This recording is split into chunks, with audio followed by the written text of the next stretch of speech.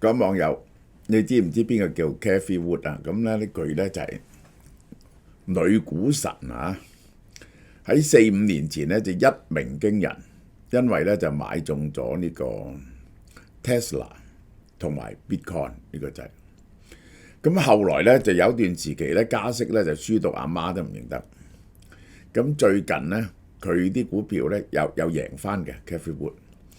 我呢個咧係睇咗佢一篇15000字嘅文章，講未來嘅經濟。咁 anyway 咧，我係要將佢一啲觀點咧 share 俾大家。呢個咧不但只係投資上邊需要，你學嘢啊、揾工做啊、去邊度住啊，呢啲都係有關係嘅。佢係講未來嘅世界經濟增長，同埋完全係集中喺5個行業入邊，呢個就係Cathy Wood 認為，而家全球咧處於第4次工業革命，即係第3次工業革命就互聯網工業革命啊！呢個就係有5大顛覆性產業，呢5大顛覆性產業就係未來經濟生長嘅動力：人工智慧 AI。呢個機器人同自動化、區塊鏈技術同埋 digital asset 能源儲存同再生能源、生物科技5樣嘢。呢個呢，而家推動個世界經濟增長唔係線性嘅，係跳上去嘅，係指數級嘅增長，就係完全喺呢5樣嘢上邊。所以呢，你無論揾工做、學嘢或者投資，都集中喺呢5樣嘢上面。佢話目前嘅人口結構老齡化，人手唔夠啦，新同埋新一代一波人口紅利啦，呢個就係老齡化社會，個社會老齡化。呢個所謂新一波人口紅利啊，其實就係要靠呢個機械人。為技術創新提咗前所未有嘅需求同市場空間，係非常緊急需要。呢個時候不但只係技術迭代嘅關鍵窗口，係未掌握未來經濟命脈嘅黃金機遇。你如果掌握唔到呢，你就滅亡啦。鼓勵投資者同企業家唔好再跟傳統嘅想法，參與並促成可持續發展同社會福祉嘅增進，要大力倒內。所以我覺得即係賴清德政府要高舉呢5樣嘢嘅。其實呢個真係嘅。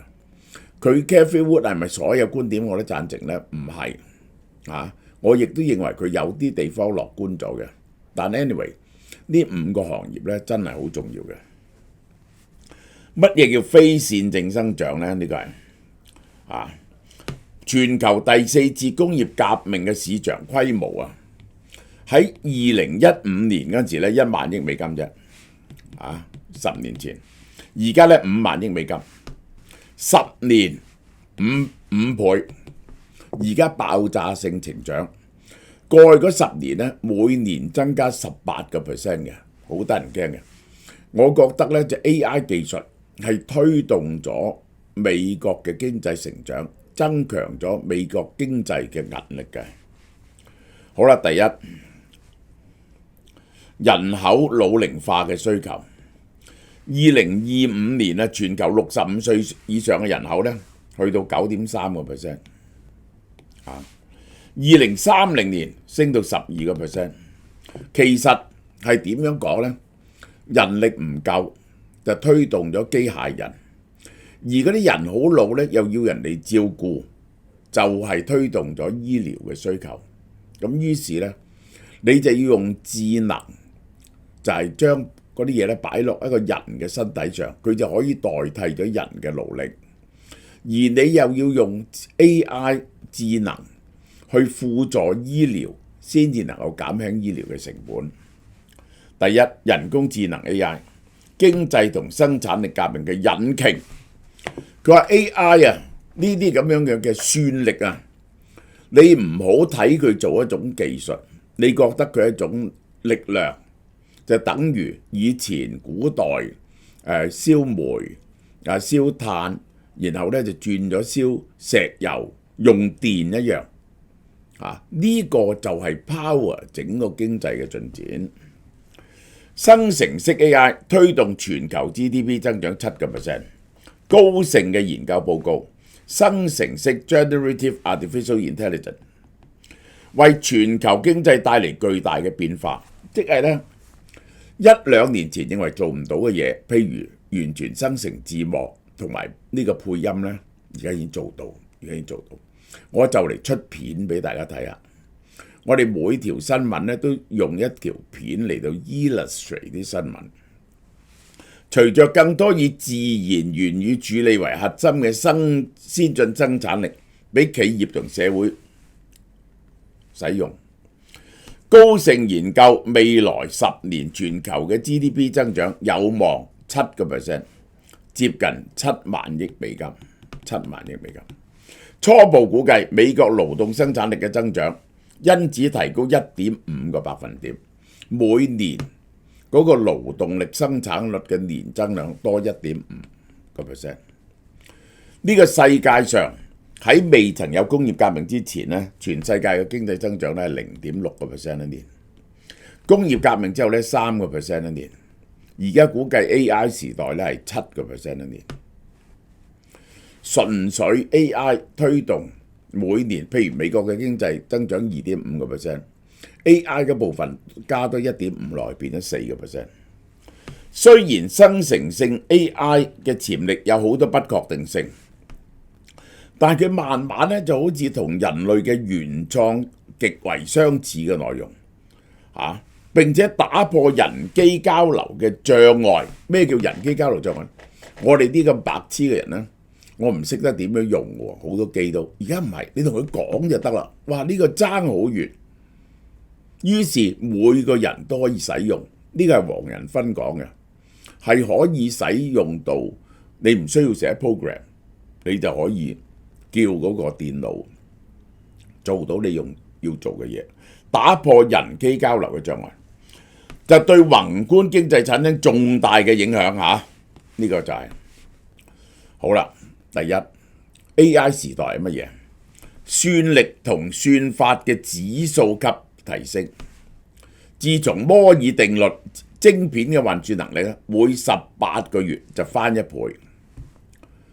AI 模型係幾年內由100萬參數、100萬級參數，初出 Generative AI 嗰陣時係7000嘅參數咋 Hinton 嘅 report 係，而家去到萬億級，更高嘅模式識別 pattern recognition 同埋 generative 嘅 power， 你要知道呢個係我計過呢個係黃仁勳講嘅，而我睇過佢真正嘅進展係點呢？佢係2樣嘢推動嗱，一樣就係傳統嘅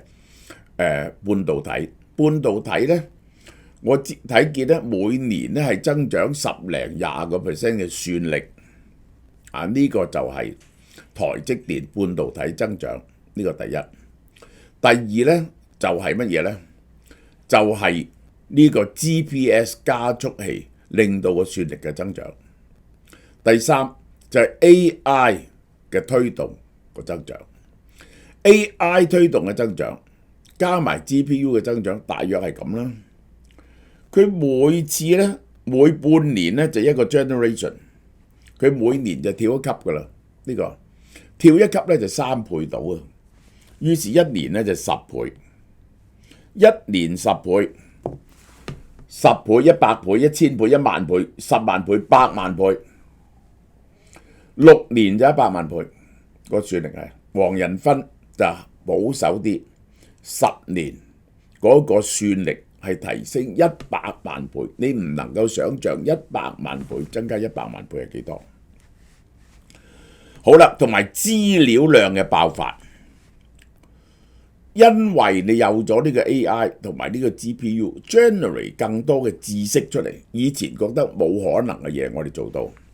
截到2024年，全球資料生成總量2024年係180個 zettabyte， 哇，講 zettabyte 幾多你都唔知。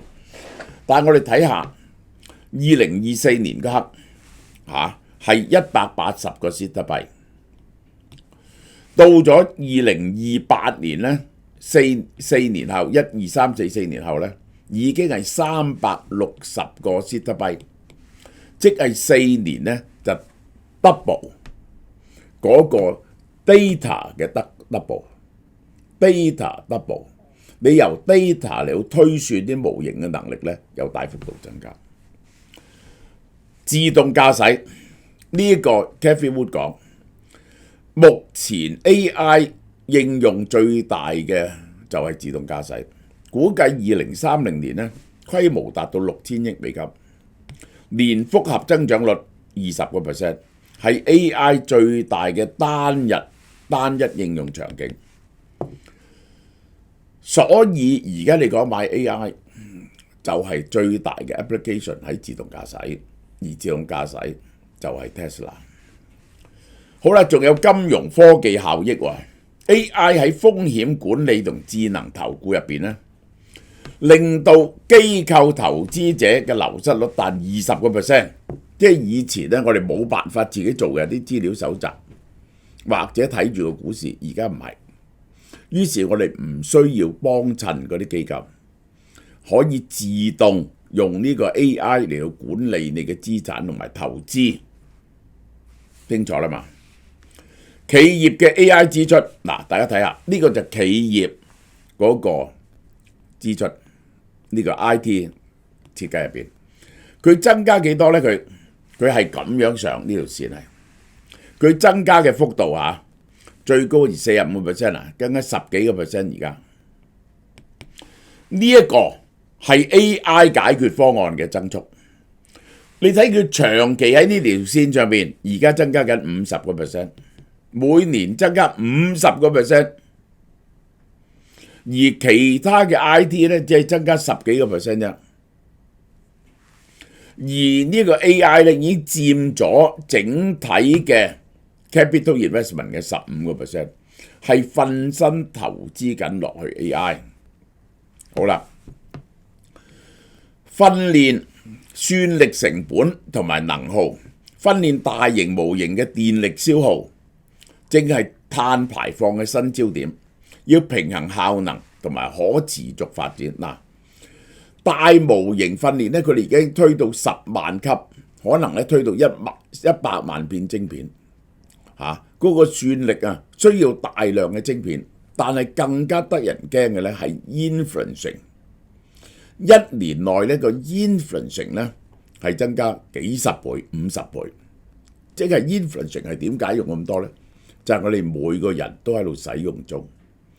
我唔能夠想像我係使用幾多嘅算力每日，我用2-3個鐘頭喺個算力上面。好啦，呢個法規、合規同道德、數據隱私同 AI 算法偏見嘅問題會制定統一嘅標準。咁呢個係道德嘅風險問題，呢個就係。但係我哋嗰個 inferencing 對個算力嘅要求大幅度增加，對個生產力大幅度增加。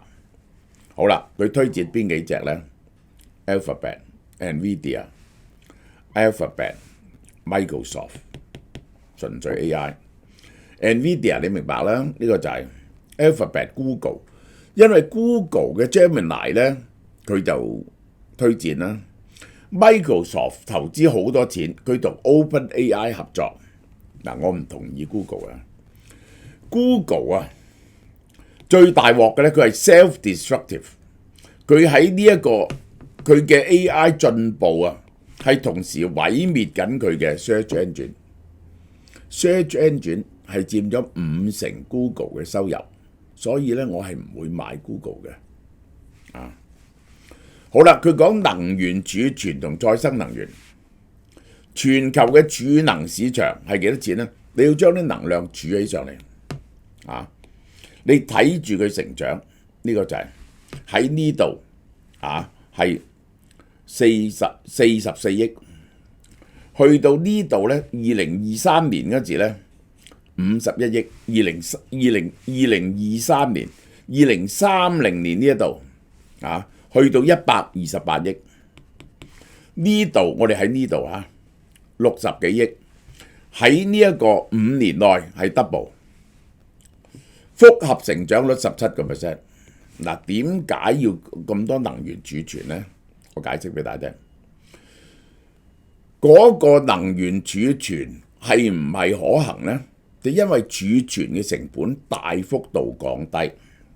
鋰電池啊嘅單位容量成本，2010年嗰陣時，大家知唔知幾錢啊？1000蚊，1000蚊。去到2013年咧，780蚊。2024年，大家知唔知幾錢啊？一個 kWh 係110蚊，係咁樣進步。10年內由1000蚊跌到110蚊，係跌咗9倍，係 less 90%。正係因為嗰個鋰電池嘅成本啊係咁平啊，所以你可以將能源儲存起上嚟，入落個電池度。好啦 ，Megapack 嘅發展 ，Tesla 嘅 Megapack 單機容量變咗3倍，由2018年嘅1個 MWh 變咗3個 MWh。全球清潔能源同化石能源嘅投資，呢條柱就係清潔能源嘅，呢個就化石能源。大家睇見喺呢度呢，化石能源呢同呢一個清潔能源呢係一樣嘅。去到呢度，化石能源剩翻清潔能源嘅一半。好啦，清潔能源多係點啊？而家最多嘅清潔能源係2樣嘢 ，solar panel 同埋呢個風力發電機，佢都係有時有，有時冇喎。你要將佢儲存埋。日頭儲能咧係好重要。呢再生能源你可以風力強嗰陣時儲起佢，風力弱嗰陣時就提供出嚟啊嘛。太陽日頭有，夜晚冇啊嘛，係咪？咁你要儲埋嘛。仲有係乜嘢呢？呢個好緊要，關於能源儲存。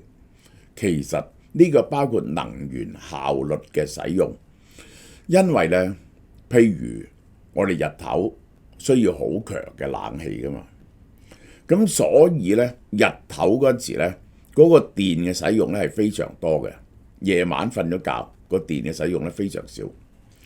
一個發電廠，就算你用天然氣發電廠都好啦，或者核電發電廠都好啦，最緊要就係個發電量嘅平均，咁係最有效率嘅。你唔可以開大啲個機，開細啲個機嘅，咁係大鑊嘅。你又唔可以停機嘅，我可以話俾你聽。咁於是你夜晚儲埋啲電，日頭供應係有好大嘅好處。大家要知道夜晚啲電咧發出嚟咧，多數嘥晒嘅，能夠儲存喺日頭用，當然係好重要。你去有啲國家，你要睇下個電費，你就知道喺峰值嗰陣時嘅電費可以係喺呢個閒嘅時間嘅3倍嘅個電力，你就知道個電力浪費得幾犀利。如果係平均發展，亦都唔需要咁大嘅 redundancy。香港嗰個發電嘅儲備量咧係30%，你係有30%嘅電係預備喺峰值嗰陣時咧就增加，你就唔需要起咁多嘅電廠，因為你嘅電力將會係均勻地使用嘅。虛擬電廠而家開始做虛擬電廠，就係點呢？佢係將幾樣嘢夾埋變咗個電廠。電力系統啊，呢個就係電力儲存，用電需求者將呢啲嘢風力發電、太陽能電廠夾埋分散生產入個虛擬電廠嗰度，儲埋佢。電力系統用電需求者將呢啲拉平均佢，做一個虛擬電廠作整個電網嘅供應，每年由2024年每年投資喺呢啲咁嘅電網上用 AI 處理電網49% 增加。智慧電網一定要用 AI 嚟到提升電網嘅彈性，減少峰值負荷20%。呢個就係發電嗰啲人嗱，而家你係競電上網㗎嘛，電力調動中心用埋市場嚟到 bid 個價錢，於是咧你就輸電啦。輸電咧，如果用大數據分析同埋配電咧，你就係個配電系統咧就非常之有效率嗰個配電自動化，用戶嗰度又有能源管理，你又可以儲能，你又可以將啲電咧輸落架車度，然後呢啲電廠配電咧有個儲能措施，將電儲起上嚟去調節佢，咁樣峰值嗰陣時就可以開少2成機，呢個咧就慳咗無數嘅錢嘅。點解儲能咁重要？係配合呢個再生能源嘅。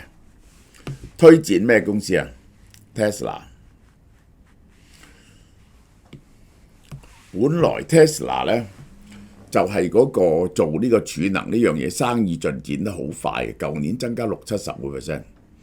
佢就起咗上海嘅 Gigafactory， 幾個月起好，12月已經投產，今年1、2月而家爬緊波，然後再喺美國起第2間呢一個 Gigafactory， 點不知個關稅一嚟咧，呢個大鑊，而家就係俾呢樣嘢棘住。嗰啲鋰電池嘅組件同埋模組咧，都可能儲電嗰啲係收85% 關稅。我琴日詳細計過咧，佢嘅係要賣個賣價要起25%，而你個買家儲能嘅買家咧，多數都係公共電網。公共電網咧，你一要加佢價咧，佢哋就買少啲㗎，令到個需求減少嘅。呢個就係佢推薦嘅就係呢啲公司。好啦，嗱，而家$10，大家 join 呢個月有乜嘢可以睇咧？財經嘅嘢有盤前消息，有迷米財經報告，每個禮拜有一篇俾你睇嘅。呢個就係$50有乜嘢？哦，交易日盤前多咗。嗱，呢啲就淨係$50可以做睇嘅。我嗰個 account 點樣買賣法每日有交易嘅我就會俾你睇。而家講緊投資哲學13講，講到第2講，印度投資研究嗱，呢個$10都有聽下，講到第3，呢個星期3講到第3講。